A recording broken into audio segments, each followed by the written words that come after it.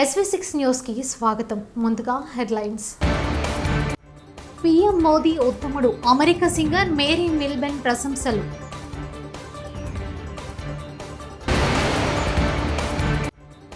గజ్వెల్లో nomination దాఖలు చేసిన CM KCR.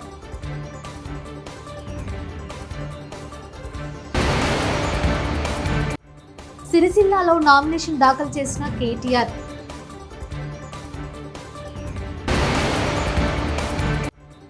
Hyderabad Vijayawada రహదారిపై భారీగా ట్రాఫిక్ జామ్.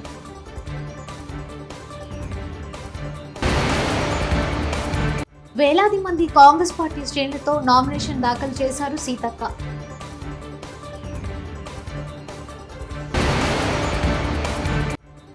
పటాన్చెరు నియోజకవర్గం బీఆర్ఎస్ అభ్యర్థి గూడెం మహిపాల్ రెడ్డి నామినేషన్.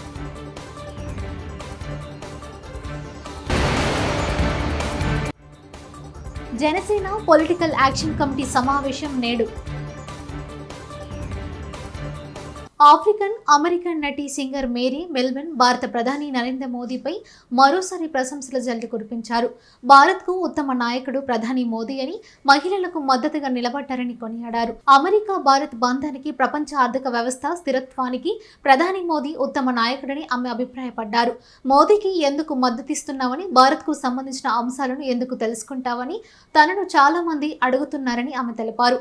అలాంటి వారందరికీ ఐ లవ్ ఇండియా అని సమాధానం ఇస్తున్నానని ఆమె చెప్పారు. భారత్కు ఉత్తమ నాయకుడు ప్రధాని మోదీయేనని తాను విశ్వసిస్తున్నట్టు పేర్కొన్నారు. బీఆర్ఎస్ అధినేత సీఎం కేసీఆర్ గజ్వెల్లో నామినేషన్ దాఖలు చేశారు. గజ్వెల్లోని సంయుక్త భవనంలో రిటర్నింగ్ అధికారికి 2 సెట్ల నామినేషన్ పత్రాలను ఆయన అందజేశారు. నామినేషన్ అనంతరం కేసీఆర్ ప్రచార వాహనంపై నుంచి ప్రజలకు అభివాదం చేశారు. బీఆర్ఎస్ కార్యనిర్వహణ అధ్యక్షుడు మంత్రి కేటీఆర్ సిరిసిల్లాలో నామినేషన్ వేశారు. భారత శ్రేణులతో కలిసి వెళ్లి సిరిసిల్ల ఆర్టీఓ కార్యాలయంలో ఆయన నామినేషన్ దాఖలు చేశారు.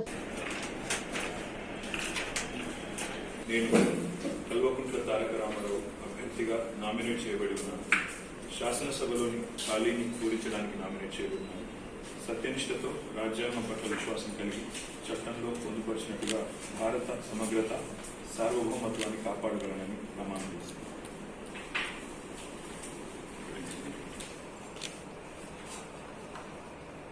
తెలంగాణలో కాంగ్రెస్ గెలుపు ఖాయమని సినీ నిర్మాత బండ్ల గణేష్ జోస్యం చెప్పారు. తాను కాంగ్రెస్ కార్యకర్తనని, ఆ పార్టీకి తన పూర్తి మద్దతు ఉంటుందని తెలిపారు. కాంగ్రెస్ ప్రకటించిన 6 గ్యారెంటీలను ప్రజలను విశ్వసిస్తున్నారని చెప్పారు. కాంగ్రెస్ కార్యకర్తనే నేనైతే సవాల్ చేయను. కాంగ్రెస్ పార్టీ ఘన విజయం సాధిస్తుంది. నేను ప్రతి సవాళ్ళు చేయను. ఈసారి తెలంగాణ ప్రజలు కాంగ్రెస్ పార్టీని గెలిపించడానికి సిద్ధపడ్డారు. మేము మా గ్యారెంటీ లేనిది, మేము పరిపాలించబోయే, మేము చెప్పిన స్కీములు ఏంది విసిగి వేసారిపోయారు కాబట్టి మాకు ఓటేయాలి. మేము ఇచ్చే స్కీములు ఎంజాయ్ చేయాలి కాబట్టి ఓటేయాలి. మేము అద్భుతమైన పరిపాలన అందిస్తామని చెప్తున్నాం కాబట్టి మాకు అవకాశం ఇవ్వమని అడుగుతున్నాం. ఎందుకు ఓటేయాలంటే 10 సంవత్సరాలు బీఆర్ఎస్ ప్రభుత్వం పరిపాలన చూశారు. చూడండి సార్, 5 ఏళ్ళు చూడండి. 5 ఏళ్ల తర్వాత ఈ ప్రజా రేపు పొద్దున రాచరికం కాదు కదా, మేము 50 ఏళ్ళు అధికారం ఉంటుంది కదా. మేము కరెక్ట్ చేస్తే ఇంకా నెక్స్ట్ 5 ఏళ్ళకి వచ్చినప్పుడు మాకు చెప్పండి, మళ్ళీ అధికారం ఇవ్వండి. మేము తప్పు చేసేటప్పుడు మీరు అడగండి. మీరు 6 గ్యారెంటీలు ఇచ్చావు, అది ఇచ్చావు, ఇది ఇచ్చావు, ఇంటింటికి వచ్చి ఓటు అడిగారు, మీరు ఒక్క పని చేయలేదని మమ్మల్ని అప్పుడు తిరస్కరించండి. మాకు అవకాశం ఇవ్వడం. ఈ నూతనంగా ఏర్పడ్డ ఈ తెలంగాణ రాష్ట్రం. హైదరాబాద్ విజయవాడ జాతీయ రహదారిపై భారీగా ట్రాఫిక్ జామ్ ఏర్పడింది. హైదరాబాద్ నగర శివారు ప్రాంతాల్లో హైవే విస్తరణ పనులు జరుగుతున్నాయి. ఈ నేపథ్యంలో హైదనగర్ వద్ద వాహనాలు నెమ్మదిగా ముందుకు కళ్లడంతో ట్రాఫిక్ జామ్ ఏర్పడింది. దీంతో వాహనదారులు అసౌకర్యానికి గురవుతున్నారు.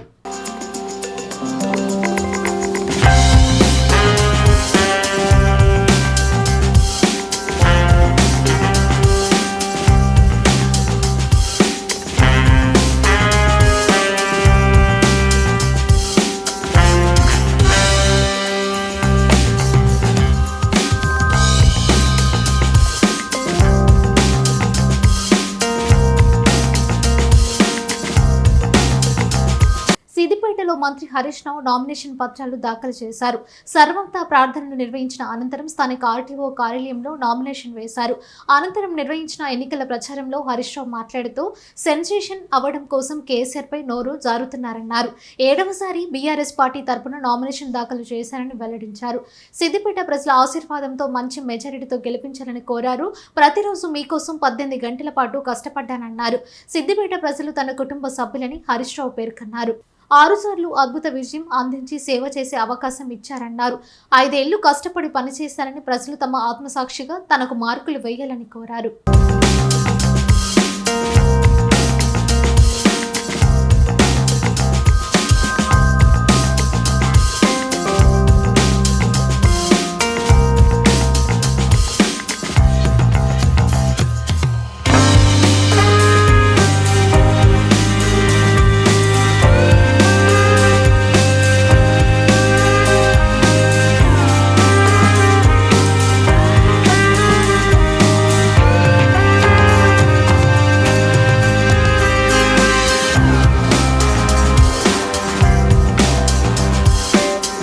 Telugu Desam Janasena political action committee గురువారం సమావేశం కానుంది. విజయవాడలోని ఓ ప్రైవేట్ హోటల్లో ఈ రోజు ఉదయం 11 గంటలకు టీడీపీ జనసేన ఆధ్వర్యంలో భేటీ కానుంది. ఈ సమావేశానికి టీడీపీ జాతీయ ప్రధాన కార్యదర్శి నారా లోకేష్ హాజరవుతున్నారు. ఈ భేటీలో ప్రధానంగా ఉమ్మడి మేనిఫెస్టో కామన్ మినిమం ప్రోగ్రాం రూపకల్పనపై చర్చలు జరుగుతున్నట్టు సమాచారం.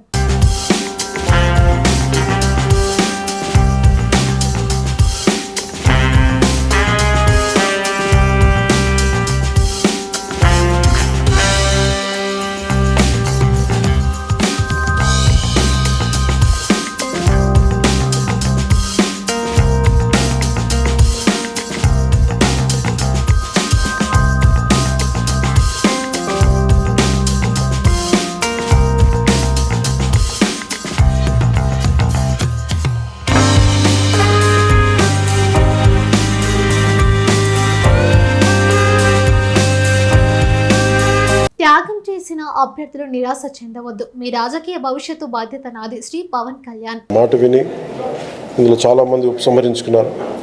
ప్రత్యేకించి వారికి నా హృదయపూర్వక ధన్యవాదాలు, కృతజ్ఞతలు. మనందరం కూడా ఈరోజు మనం నిర్ణయించుకుంది పార్టీ ఎదగడం, జనసేన తెలంగాణలో నిలదొక్కుకోవటం అనేది చాలా కీలకమైన అంశంగా మనం నిర్ణయం తీసుకున్నాం మనందరం. సో మీ అందరి సహాయ సహకారాలు ఈ రోజున జనసేన బీజేపీ కూటమికి మీ అందరూ మనస్ఫూర్తిగా బలపరచాలి. కొత్తగూడెం నియోజకవర్గంలో ఎన్నికలు ఎంతో కీలకమైనవి. జనసేన కొత్తగూడెం ఇన్ఛార్జ్ వేముల కార్తిక్, కొత్తగూడెం జనసేన ఇన్ఛార్జిని. గత కొన్ని సంవత్సరాలుగా కొత్తగూడెం నియోజకవర్గంలో జనసేన పార్టీ తరపున చాలా సమస్యల మీద పోరాటం జరిగింది.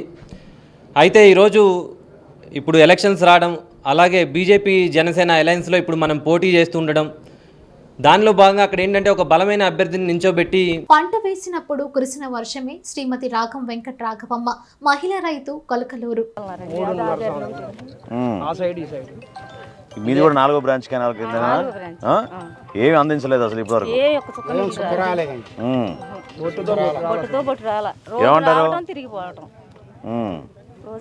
ఏమంటారు మరి? మొన్న కాలు వదిలేసాం, 3000 క్యూసెక్లు ఇచ్చాం, 2000 క్యూసెక్లు ఇచ్చామన్నారు. ఒక్క చుక్క కూడా లేవు. నీళ్లు ఇస్తే 3000 క్యూసెక్లు ఇస్తే మేము వచ్చిన మొగదుల్లో కాసినంటే ఇంజన్ వాళ్ళు లాక్కుంటున్నారు. ఇంకా ఇక్కడికి నీళ్ళు అనేది ఒక చుక్క రాలేదండి. ఎదబెట్టిన కాడి నుంచి ఆ దేవుడు పోసిన దారకంతోనే ఇది మొలిసింది. ఇక అలానే ఉంది, అంతే ఆగిపోయింది. అప్పుడు వేసినప్పుడు వర్షం పడ్డప్పుడు, ఎదబెట్టినప్పుడు వర్షం పడ్డప్పుడే. ఆంధ్రప్రదేశ్లో కనీస అవసరాలతో ఫిలిం సిటీని నిర్మిస్తే షూటింగ్ల సంఖ్య మరింత పెరుగుతుందని ప్రముఖ సినీ నటుడు సుమన్ అభిప్రాయపడ్డారు. గుంటూరు జిల్లా తాడేపల్లిలో నూతనంగా ఏర్పాటు చేసిన Andhra Pradesh film chamber of commerce కార్యాలయాన్ని ఆయన ప్రారంభించారు. ఏపీలో సినిమా చిత్రీకరణకు చాలా లొకేషన్లు ఉన్నాయని చెప్పారు. ఈ ప్రాంతాల్లో ప్రభుత్వం కనీస వసతులు ఏర్పాటు చేస్తే మరింత ప్రయోజనం ఉంటుందని సీఎం జగన్ కు సుమన్ విజ్ఞప్తి చేశారు. దొరకాలంటే అందరికీ తెలంగాణలో అక్కడ హైదరాబాద్ దొరకాలంటే చాలా కష్టం అండి. సో ఇక్కడ షూటింగ్లు డెవలప్ అవ్వాలి. షూటింగ్ డెవలప్ అయితే ఆటోమేటిక్గా ఇక్కడ అందరికీ అవకాశాలు వస్తాయి.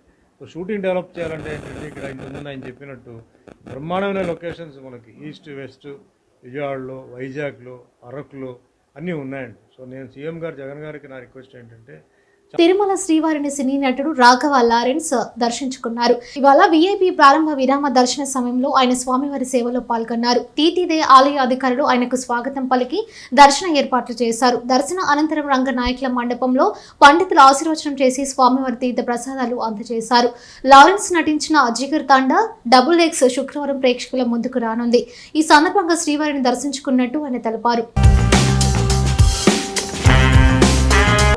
జిగర్దండా డబుల్ ఎక్స్ రేపు రిలీజ్ అయిపోతుంది.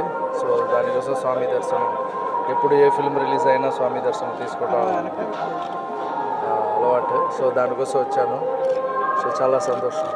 నెక్స్ట్ మూవీ ఇంకా డిసైడ్ చేయలేదు, రిలీజ్ అయిన తర్వాత డిసైడ్ చేస్తాను. రేపు డిసైడ్ చేస్తాను. మీరు చూసి చెప్పండి. మెదక్ ఎంపీ బారస్ అభ్యర్థి కొత్త ప్రభాకర్ రెడ్డి సిద్దిపేట జిల్లా దుబ్బాకలో నామినేషన్ దాఖలు చేశారు. గత నెల 30న ఎన్నికల ప్రచారంలో కత్తిపోటుకు గురైన ఆయన హైదరాబాద్ యశోద ఆసుపత్రి నుంచి అంబులెన్స్ లో దుబ్బాకకు వచ్చారు. వీల్ చైర్ లో ప్రభాకర్ రెడ్డిని ఆర్వ వద్దకు సహాయకులు తీసుకువెళ్లగా ప్రభాకర్ రెడ్డి నామినేషన్ వేశారు.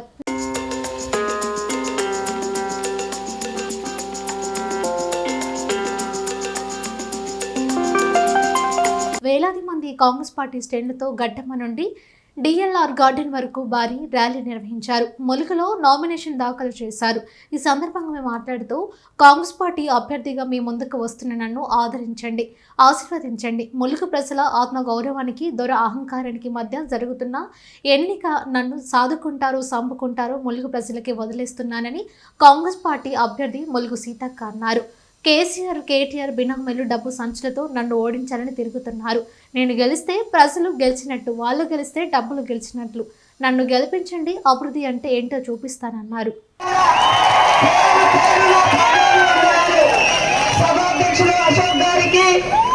రేవంత్ రెడ్డి మీద పోటీ చేయకుండా ఆపిన షర్మిల.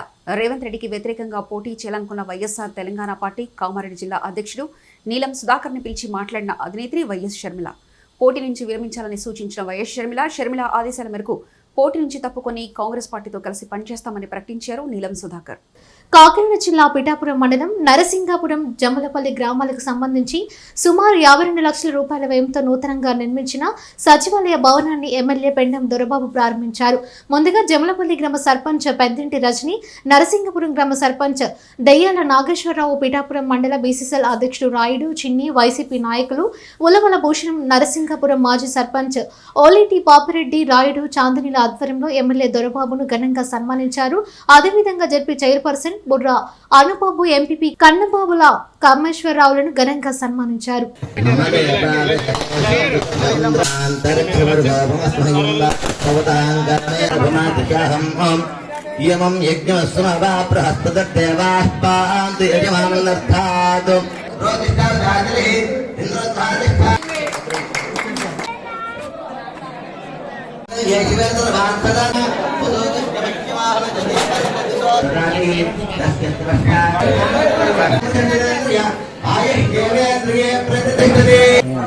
పిఠాపురం నియోజకవర్గం పిఠాపురం మండలం నరసింగపురం గ్రామంలో అలాగే నరసింగపురం సచివాలయం ఈ రోజున మనము ప్రారంభోత్సవం చేసుకోవడం 51,60,000 రూపాయలతో ఈ రోజున గౌరవ ముఖ్యమంత్రి జగన్మోహన్ రెడ్డి గారు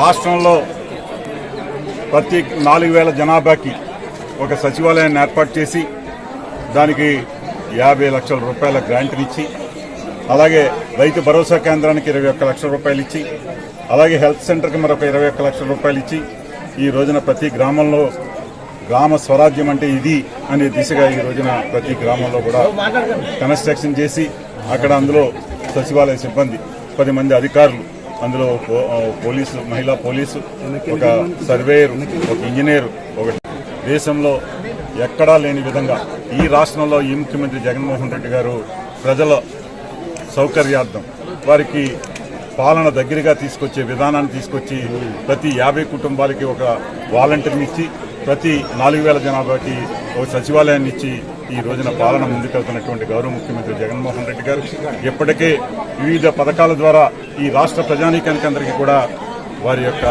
కష్టాలను గుర్తించి వారి సమస్యలను గుర్తించి అన్ని రకాలుగా కూడా వారిని ఆదుకుంటూ ఈ 4.5 సంవత్సరాల కాలంలో ఎక్కడా కూడా ప్రజలు నిరంతరం ప్రజల కోసం ఆలోచిస్తూ ప్రజల సమస్యలను తన సమస్యగా తీసుకుని ఈ రోజు చేస్తున్నటువంటి పాలన మెచ్చి ఈ రోజున గౌరవ ముఖ్యమంత్రి జగన్మోహన్ రెడ్డి గారి గురించి ఈ రోజున గ్రామాల్లో మేము తిరుగుతున్నప్పుడు, గడప గడపకి మన ప్రభుత్వ కార్యక్రమంలో మేము తిరుగుతున్నప్పుడు అవ్వ తాతలు, అక్క చెల్లెమ్మలు అందరూ కూడా ప్రతి ఒక్కరు కూడా ఆనందం వెలుగుచ్చుతూ జగన్మోహన్ రెడ్డి గారు వచ్చిన తర్వాత మా కష్టాలు తీరే మా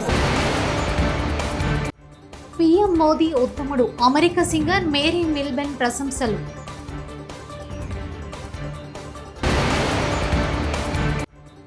గజ్వెల్లో నామినేషన్ దాఖలు చేసిన సీఎం కేసీఆర్.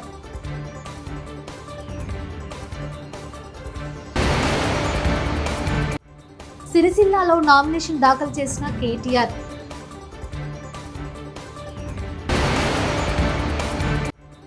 హైదరాబాద్ విజయవాడ రహదారిపై భారీగా ట్రాఫిక్ జామ్.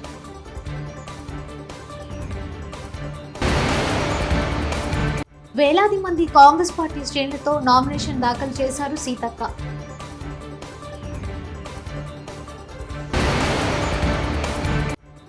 పటాన్చెరు నియోజకవర్గం బీఆర్ఎస్ అభ్యర్థి గూడెం మహిపాల్ రెడ్డి నామినేషన్.